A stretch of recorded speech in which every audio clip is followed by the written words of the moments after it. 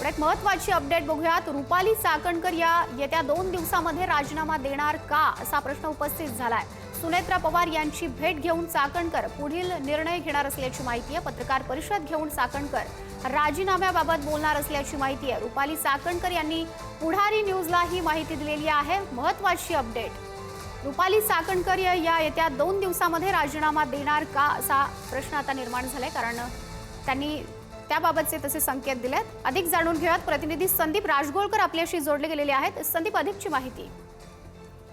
अगदी कॅप्टन अशोक खरात याच्या प्रकरणामध्ये आपल्याला माहित आहे, महिला आयोगाच्या अध्यक्ष रुपाली चाकणकर यांचं नाव आलेलं आहे। त्यांची पूजेचे जे व्हिडिओ आहेत ते देखील सोशल मीडियावर म्हणजे व्हायरल झालेले आहेत आणि त्यानंतर रुपाली चाकणकर या राजीनामा देणार का अशी चर्चा राजकीय वर्तुळामध्ये होती। पण आपल्याला जी माहिती समजते त्यानुसार उपमुख्यमंत्री सुनेत्रा पवार यांची भेट घेऊनच याबाबतचा अंतिम निर्णय जो आहे तो रुपाली चाकणकर या स्वतः घेणार आहेत। आणि महत्वाचं म्हणजे सध्या त्यांनी राजीनामा दिलेला नाही आहे, मात्र येत्या 2 दिवसात त्यांचा हा राजीनामा जो आहे तो होऊ शकतो आणि पत्रकार परिषद घेऊन रीतसर स्पष्टीकरण देतच राजीनामा देणार असल्याची माहिती देखील रुपाली चाकणकर यांनी पुढारी न्यूजशी बोलताना दिली आहे।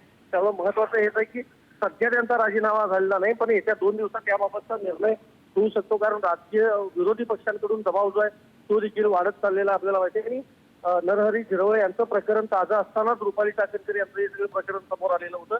त्यामुळे पक्ष नेमका आता काय निर्णय घेतो हे बघावं लागेल। मात्र सध्या तरी रुपाली चाकणकर यांचा राजीनामा झालेला नाही, तो येत्या 2 दिवसामध्ये होऊ शकतो। हो, नक्कीच संदीप, आता पुढे नेमका काय निर्णय घेतला जाणार ते पाहणं महत्त्वाचं असेल। तुर्तास धन्यवाद दिलेले या माहितीसाठी। सुनेत्रा पवार यांची भेट घेऊन चाकणकर पुढील निर्णय घेतील।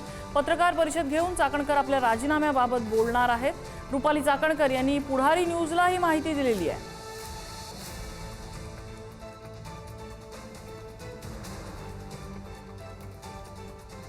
आणि आमचे प्रतिनिधी ज्ञानेश्वर आपल्या सोबत आहेत। ज्ञानेश्वर, रुपाली चाकणकर यांच्या राजीनाम्याची चर्चा किंबहुना मागणी सगळ्यांकडून होतीये, त्यांची भूमिका समोर काय आली आहे?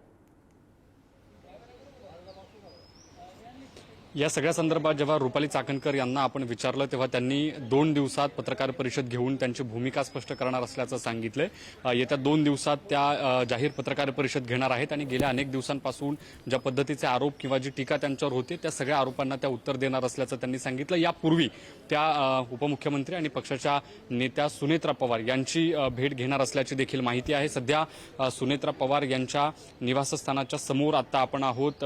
आज दिवसभर सुनेत्रा पवार ह्या पुण्यातल्या जिजाई निवासस्थानी आहेत आणि रुपाली चाकणकर ह्या आज दिवसभर मुंबईमध्ये होत्या। मुंबईतल्या डीजी ऑफिसमध्ये रुपाली चाकणकर गेलेल्या होत्या। डीजी सरांची त्यांनी भेट देखील घेतलेली आहे आणि आता मुंबईतून त्या थोड्या वेळात निघतील आणि पुण्यात येणार आहेत। पुण्यात या जिजाई निवासस्थानी सुनेत्रा पवार यांची भेट घेण्याची शक्यता रुपाली चाकणकर या ठिकाणी येतील आणि जी भूमिका घ्यायची आहे किंवा गेल्या अनेक दिवसांपासून ज्या वेगवेगळ्या चर्चा सुरू झालेल्या आहेत त्याला नेमकं काय उत्तर द्यायचं, पुढची नेमकी काय भूमिका असणार आहे याच्याबाबत सुनेत्रा पवार यांच्यासोबत चर्चा केल्यानंतर पुढचा जो निर्णय आहे तो रुपाली चाकणकर घेतील, अशा पद्धतीची माहिती त्यांनी पुढारी न्यूजला दिलेली आहे। गेल्या 2 दिवसांपासून जी राजीनाम्याची मागणी जोर धरते किंबहुना तशा पद्धतीची चर्चा, राजीनामा देणार अशा पद्धतीच्या ज्या काही चर्चा सध्या सुरू झालेल्या आहेत या सगळ्या चर्चांना रुपाली चाकणकर आणि सुनेत्रा पवार यांच्या बैठकीमध्ये काय नेमका निर्णय होतोय, पक्ष पातळीवरती काय नेमका निर्णय होतो हे पाहणं महत्त्वाचं असणार आहे।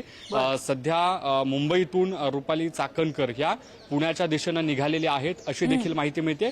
जी डीजी सरांसोबतची रुपाली चाकणकरांची आज मुंबईमध्ये भेट झाली, या भेटीमध्ये त्यांनी काही महत्त्वाच्या तक्रारी बघावं लागेल। यानंतर आता रुपाली चाकणकर माध्यमांना सामोरं येतात का आणि काय सांगतायत आपल्यावरच्या आरोपांबद्दल?